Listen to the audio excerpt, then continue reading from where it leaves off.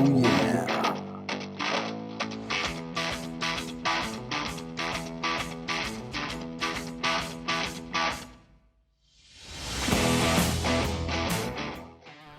After a day at the beach out there in that salt water, today we're going to talk about cleaning your metal detector.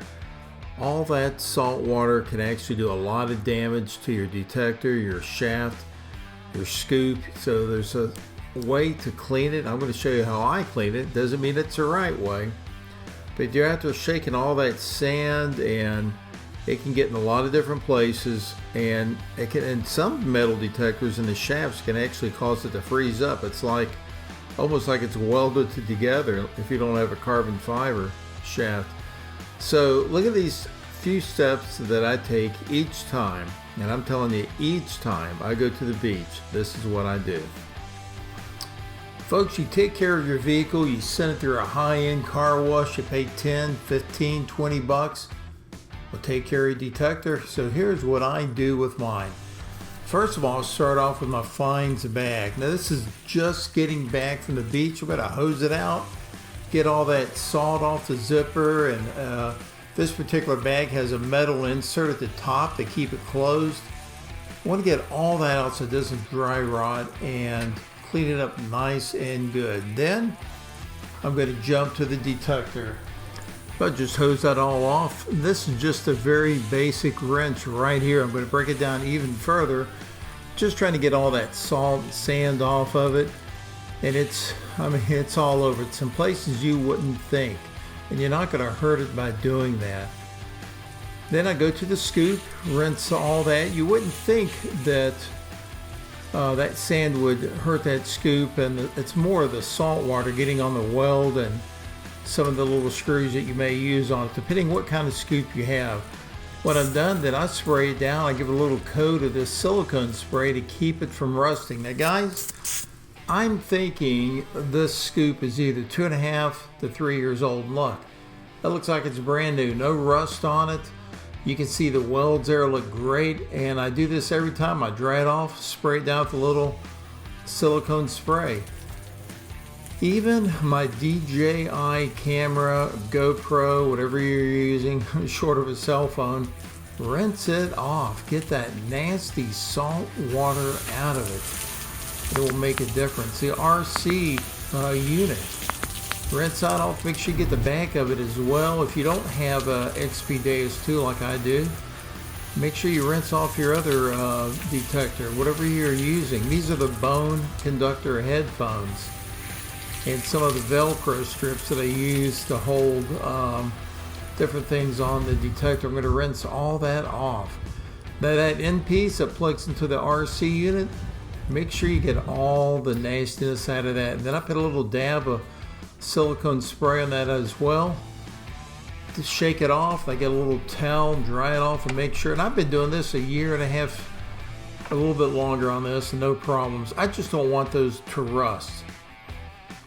Now don't forget about your antenna that's on the coil if you have an XP-Deus 2. Make sure you take that off. You'll see the dirt and grit that gets inside there and underneath it. Rinse all that off. Again, you just want to give this thing a good cleaning off, and I'm going to do this all over now.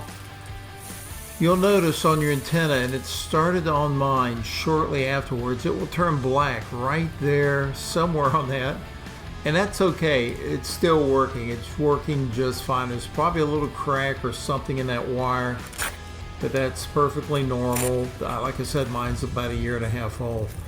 Those noodles that I put on there to keep it floating, I'll take those off, rip off that green Velcro. Again, I want to get all that sand and do the best that I can to keep this thing clean, and just giving it a good bath and let all that dry out. Now you're going to break it down even further. Most detectors, the shaft will come off depending on what kind you have. This is an Anderson carbon fiber shaft. And you think, well, there's no metal in that. Well, you're right, but I still want to get all that sand that's in that shaft out. So I'm going to shoot it through the back, down the front, and then I take it apart. And again, I'm getting as much as I can off. My old detectors, I don't know, probably 10, 15 years ago, you know, when they were aluminum, man, I'll tell you what, those things are like never come apart. They're like welded together if you don't clean them. Make sure you take off your coil cover. Look at that sand in there just from one day. Now imagine going for a whole month or so and not cleaning it out. It's like sandpaper. That's grinding on the bottom of your coil. So hose that off, get all that nastiness out. Make sure you get the bottom of your coil as well. Again, guys, I know I'm a little neurotic and probably OCD doing this, but I want to keep it clean and functioning. And this is the way that I do it, just a good hose down. Then I'm going to dry it all out. I bring it in the garage, throw it on top of a trash can, put a fan on it, and dry it all down. Next morning, I'm out there putting it all back together once everything is dried off. And then I hang it up, and I'm all ready to go, ready for the next trip out. Well, folks understand that's a little bit extreme, but you know, I don't water hunt but maybe once a month. Now, if you're going several times a week or more, you may not want to get that radical with your detector, but maybe once a month. And make sure when you do, you clean it up good, get all that sand, salt off, and it will last twice as long. I haven't had any issues whatsoever, and I don't plan on it so far, keeping it all nice and clean, because it is a high-end piece of equipment. Doesn't matter what kind of detector you have, they all break down, and you can get them all nice and clean. Let me know what your thoughts are, and as always, I'll see you on that next dig.